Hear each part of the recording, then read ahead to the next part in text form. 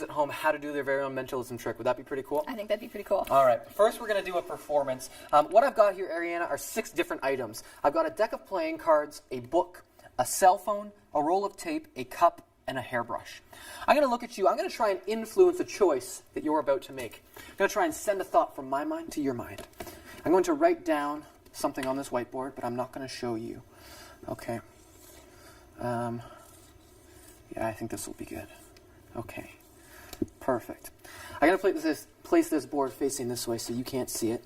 Now, Ariana, 6 items. What I'm going to ask you to do is name a number between 1 and 6. We've got 1, 2, 3, 4, 5, 6. I'd like you to name any number. Which one would you like? 3.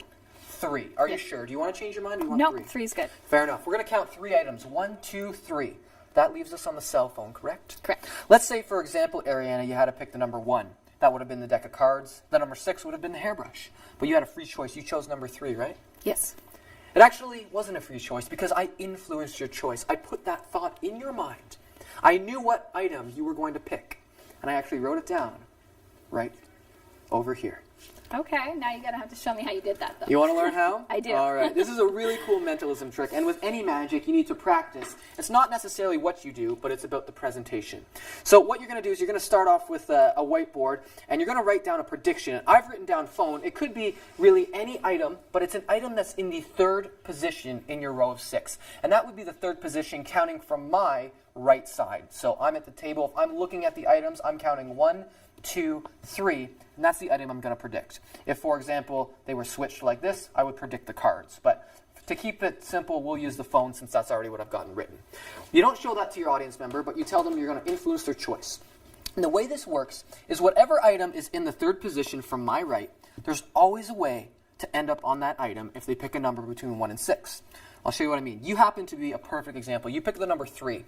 And 95% of the time, people will actually pick the number 3 or 4, which makes it super simple. Yeah. So if they pick the number 3, all you simply do is count 1, 2, 3 from this side. If, for example, you picked the number 4, instead of starting counting at this side, I'd start over at this side. I'd count 1, 2, 3, 4 and land on the cell phone. Now, if you picked 1, 2, 5, or 6, instead of counting, we actually have to spell those words. For example, if you picked 1, we would start at this side and spell O-N-E. The same with 2, T-W-O, and 6, S-I-X. If you would have picked the number 5, instead of starting at this side, we would have started at this side and spelt F-I-V-E, thus landing on the cell phone. Pretty sneaky. Pretty sneaky, right? And then the last step is once you've landed on the cell phone, you convince them you had any choice of any number. There's no way you could have known. And yet that is exactly what I predicted. Now, obviously, Ariana, like with any magic, you need to practice very, very hard. But it's important that you don't do the same trick twice for the same audience, or else they'll figure out the secret. So, if you get asked to do a trick, lay out 6 items. Don't tell them what you're about to do, but influence them, and it will be an amazing effect. I hope you enjoy it.